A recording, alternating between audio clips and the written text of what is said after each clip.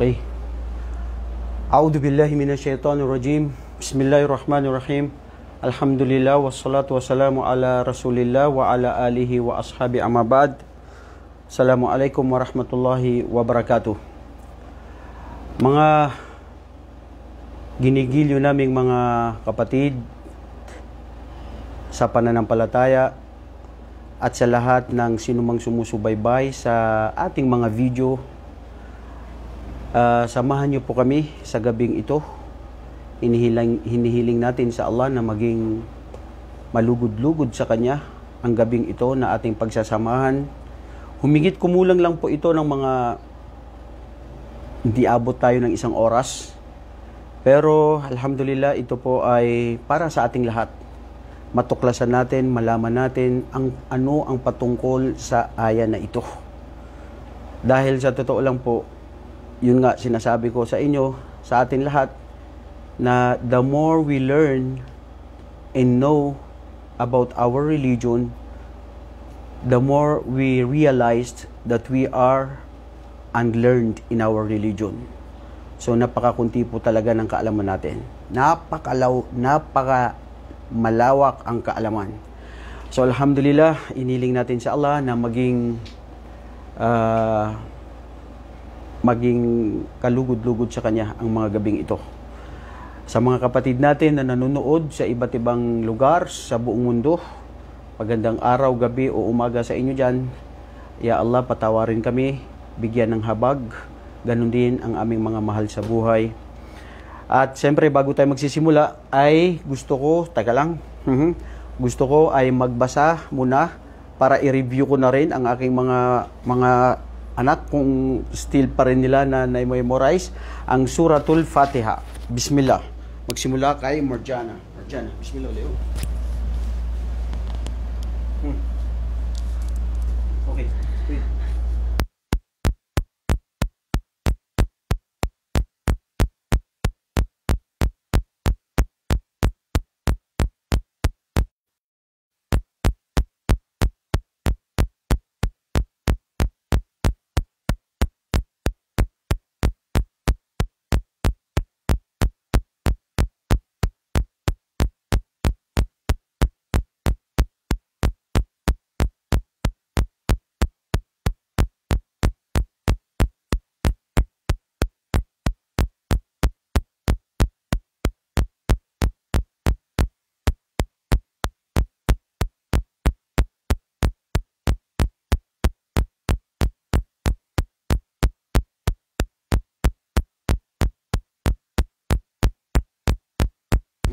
Bismillah.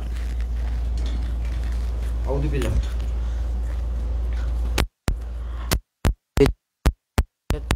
Bismillahirrahmanirrahim. Alhamdulillahi rabbil alamin. Arrahmanirrahim. Maliki yawmiddin. Iyyaka na'budu wa iyyaka nasta'in. اهدنا الصراط المستقيم صراط الذين أنعمت عليهم غير المغضوب عليهم ولا الضالين آمين. Amin. Masya Allah, tabarakallah. Panglas, si Marwa Lujin. Bismillah, Marwa.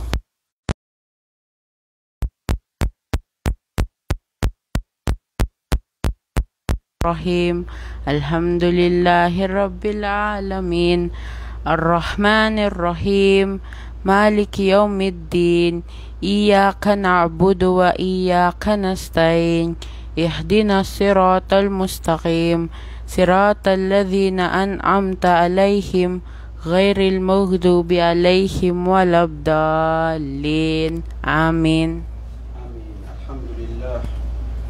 Rabbil alamin. Teka lang, anong nangyari dito? Bakit dito siya nakatingin? Saan tayo? Dito? Ganyan? Yan. Ayun. Kasi kayo astagfirullah. Ay, mga mahiyain ang pamilya.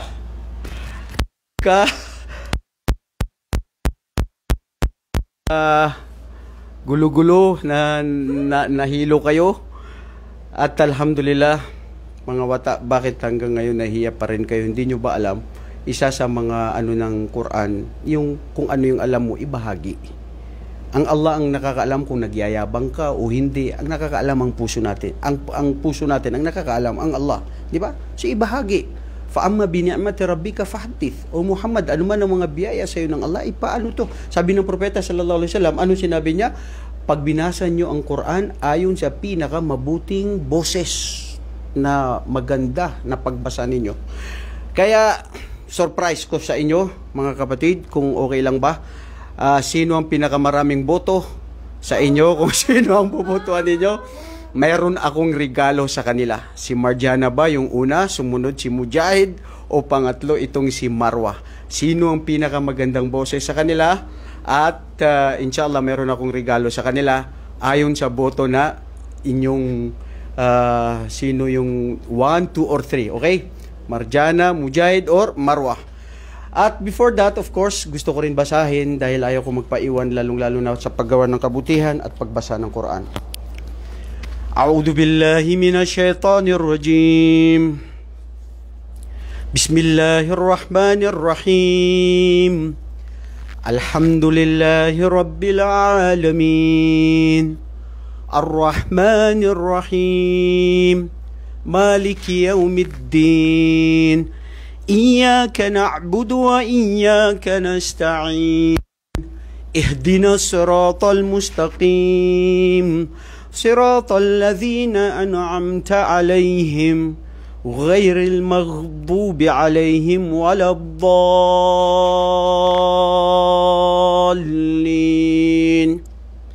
أسأل الله سبحانه وتعالى أن يجعلنا كلنا جميعا من أهل القرآن اللهم آمين. Okay, ngayon sisimulan na natin dahil sa kaiksian ng ating oras ang patungkol sa Suratul Fatiha. Ano nga ba itong patungkol dito sa Surah Al-Fatiha? Surah Al-Fatiha. Bakit siya tinawag na Surah Al-Fatiha? Yun yung Fatiha. Kinuha ito sa Yaftah. Iftah al-bab, buksan mo ang pintuan, di ba? Ang malapit sa ibig sabihin niya ay pambungad o simula. The opening. Very good, di ba? Kaya yun ang sinabing Surah Al-Fatiha.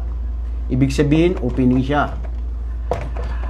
Ito rin ay tinawag na Ummul Kitab. Bakit tinawag siya na Ummul Kitab? Ibig sabihin, nanay siya, mother.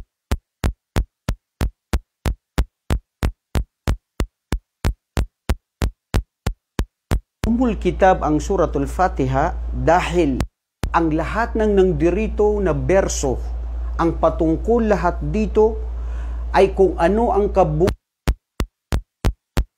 halos mayroon siyang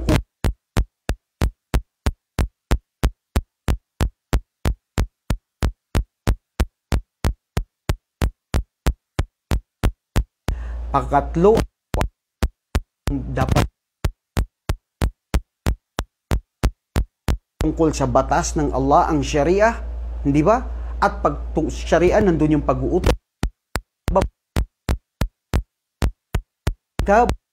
Ito na. Kumbaga ito yung kung ano ang Quran, kung Alif Lam Mim ng Suratul Baqarah.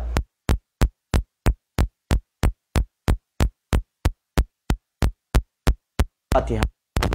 Tinatawag na Al-Mathani.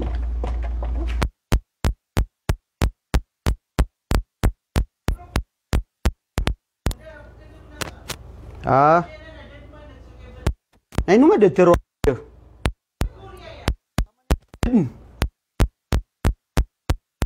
Eman to.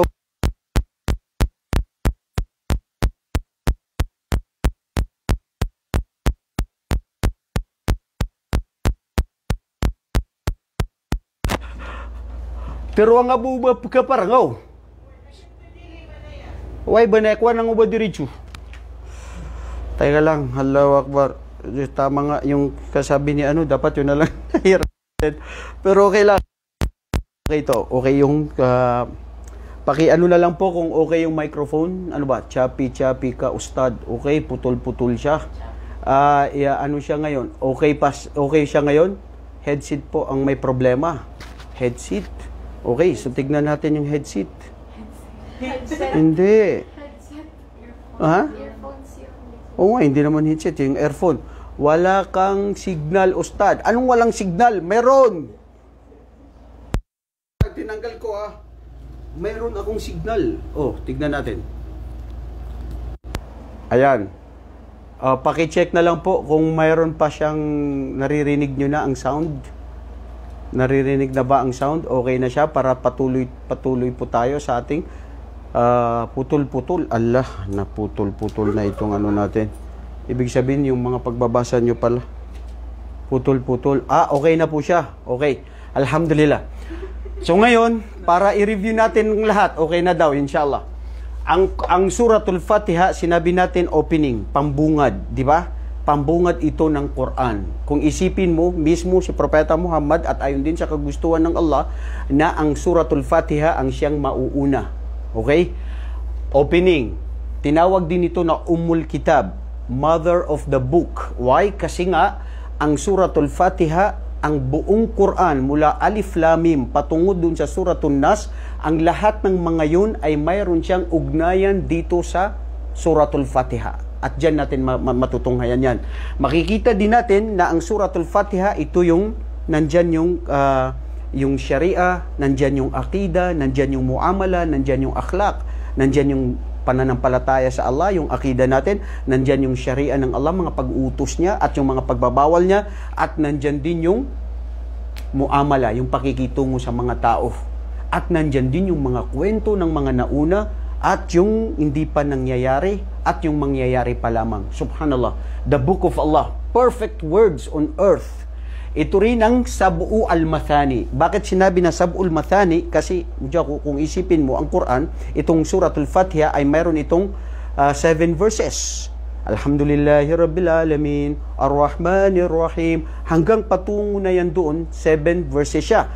Ayon din sa mga panta, sinabi nila na ito ay Sab'u Mathani kasi dito daw ay nangyayari yung every pagbasa mo, mag-stop ka doon sa Fatiha. Alhamdulillahi Rabbil Alamin, Ar-Rahmanir Rahim, Maliki Yawmiddin. So every now and then and every verse nag-i-stop tayo kasi yun ang dapat. Yun ang pinaka mabuti sa warattilil Quran na tartila. Basahin nyo ang Quran ayon sa pagkatartil, ayon sa maayos. Hindi pwede mabilis na mabilis maski sa pagdarasal. Hindi pwede na mabilis ang Quran at hindi rin pwede na mahinang-mahina. Ibig sabihin, ayon lang sa tama. Ang pinakamaganda, ayon sa tama. Ngayon, pang-apat, dito rin yung sinasabi nila na pwede rin tawagin na ito yung Suratu Al-Hamd. Suratu Al-Hamd. Ito daw yung kabanata na hamd. Ibig sabihin, luwalhati, pasasalamat sa Allah. Pagpuri sa Kanya. Bakit? Makikita nyo, una pa lang sasabihin natin, Alhamdulillahi Rabbil Alamin. Diba? May ugnayan yon. Panglima, sirabi nila na ito rin yung Suratu Ash-Shifa. Anong Shifa? Marami ang sinabi dito ng mga pantas. Ibig sabihin, ito daw yung sura na kabanata sa Quran na ito ay gamot ng alin, ng anumang uri ng klaseng sakit ng tao.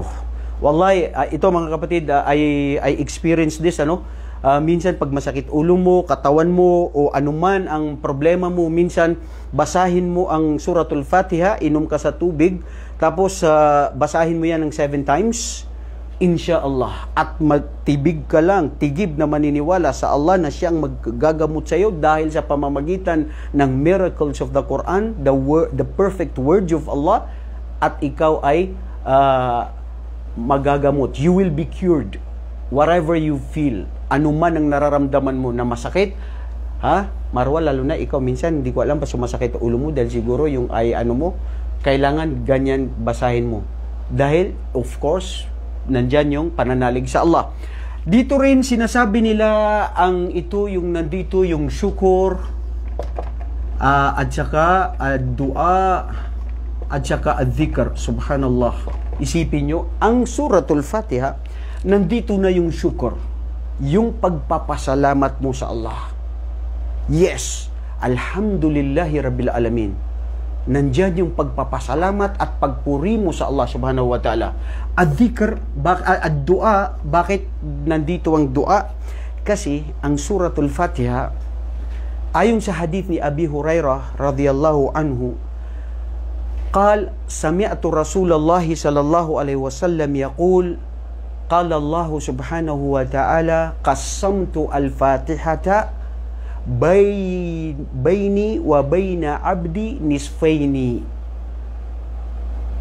فإذا قال الحمد لله رب العالمين قال الله تعالى حمدني عبدي. Allahu Akbar. You see, so dito mo makikita na dhikr. Ayon kay Abi Hurairah radhiyallahu an, sinabi niya na narinig niya mismo sa propeta ang Allah, narinig niya kay propeta Muhammad na si propeta sallallahu alaihi wasallam ay sinabi niya ng Allah subhanahu wa ta'ala ay sinabi niya. Hadith Qudsi, ibig sabihin si propeta narinig niya sa Allah at ang Allah mismo si propeta ang nagsabi dito. Ito yung sinasabi nating Hadith Qudsi, pero hindi siya perfect. Unlike the Quran, perfect. Kaya ang Hadith Qudsi, although it is a word of Allah, but it is not allowed for us to read it during our prayers. Kasi nga, it's not perfect. Maybe may mali, may daif. Pero unlike yung Quran, perfect word of Allah. Ngayon, nandoon yung sabi ng Allah na pag itong Fatiha ay hinati ko ito sa pagitan ko at ang aking alipin. Remember this. Pagitan ko at ang aking alipin. Ibig sabihin, ang Fatiha, pag binabasa ito ng aking mga alipin, dalawa, isa sa akin at isa sa kanila. Qasamtuhu nisfayn. I have divided into two. One is for me and one is for them, to my slaves, whenever they read. That is why when we say that Alhamdulillahi Rabbil Alamin, all praises and all thanks be to Allah, the Lord of the universe and all that exists. Allah subhanahu wa ta'ala said, according to this hadith, Rawahu Muslim, and also in the Bukhari, Allah said, Hamidani abdi. Indeed, my slave praised me. Allahu Akbar. Isipin mo yun. Ang Allah nagsasabi na katotohanan ang aking alipin, siya ay pinuri niya ako. Niluwalhati niya ako. And then, pagkatapos na naman nun, Alhamdulillah Rabbil Alamin, Ar-Rahmanir Rahim. Sasabihin naman ng Allah, Athna alayya abdi. Katotohanan ang aking alipin, siya ay nagbigay siya ng puri sa akin. Kinilalan niya ako na ako ang kanyang Panginoon, na nararapat sambahin na mag-isa at nagbibigay ng biyaya sa kanya. Ibarat sa maranaw na biyentug ako o uri panakan. Kinilala ako uri panakan na sa akin ni tituwa-tuwa niyan. Sumiyaw na piyudi ako o uri panakan. Ikadua na pianalamatan ako o uri panakan na biyentug ako niyan. And then ano yung pangatlo? Maliki yaumiddin majadani abdi. Ibig sabihin, whenever we say this, Allah subhanahu wa ta'ala answered in every single verse in this suratul Fatiha. Kaya ito yung komunikasyon natin, tayo bilang alipin sa Allah. At magsasabi na naman ng Allah na katunayan ng aking alipin ay tunay na siya, ay kinilala niya ang kanyang Panginoon, nagpasalamat, pinuri niya ako, at kinilala niya ang kanyang Panginoon. Allahu Akbar.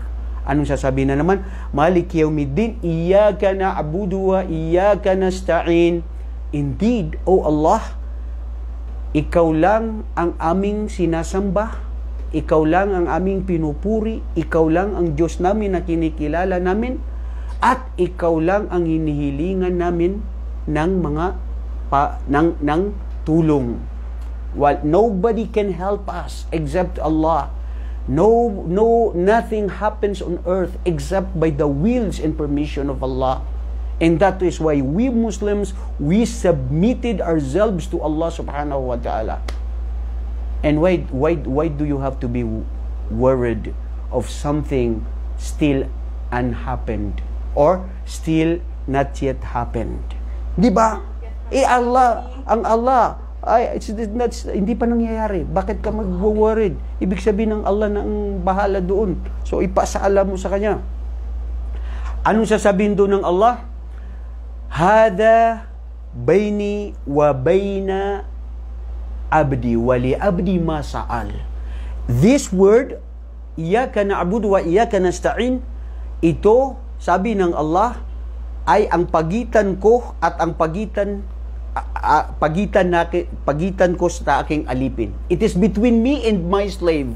At ang aking slave, kung ano yung gusto niya, kung ano yung hiling niya, ay mapapasa kanya.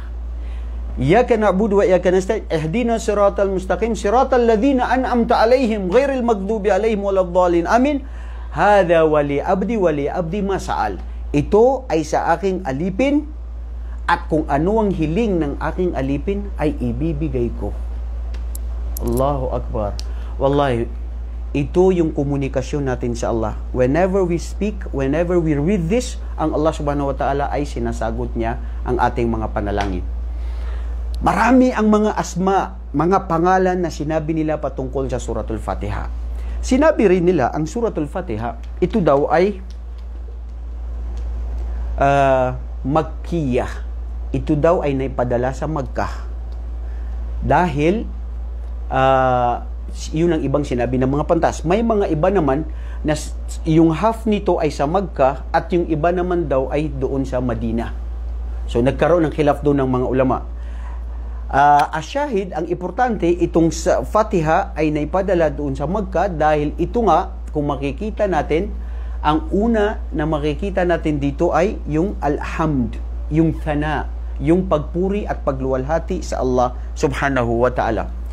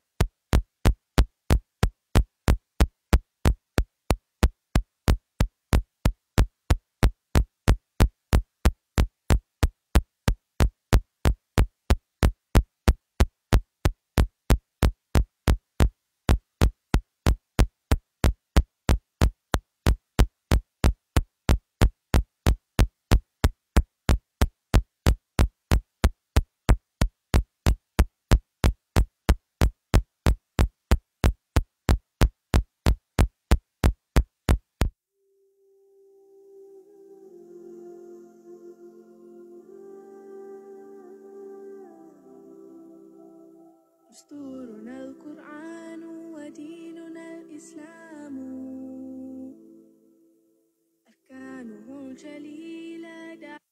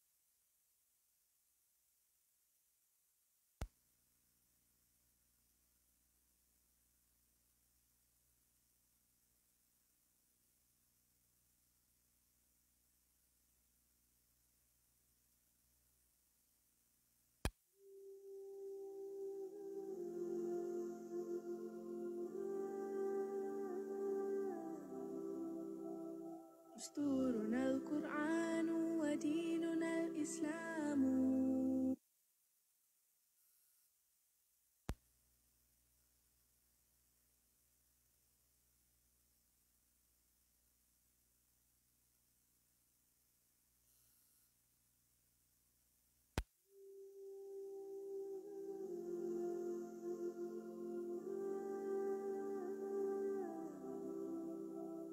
دستورنا القرآن وديننا الإسلام.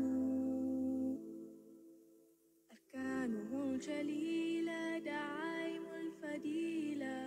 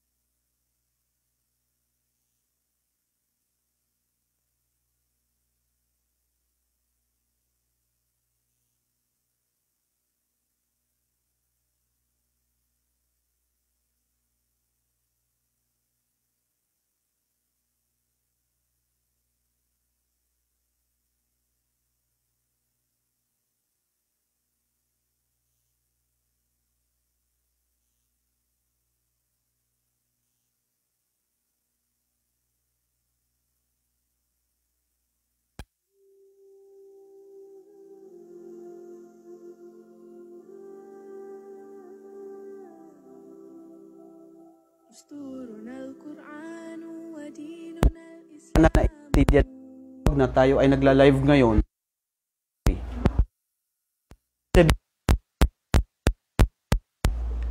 ang dasal kapag may mo kung narinig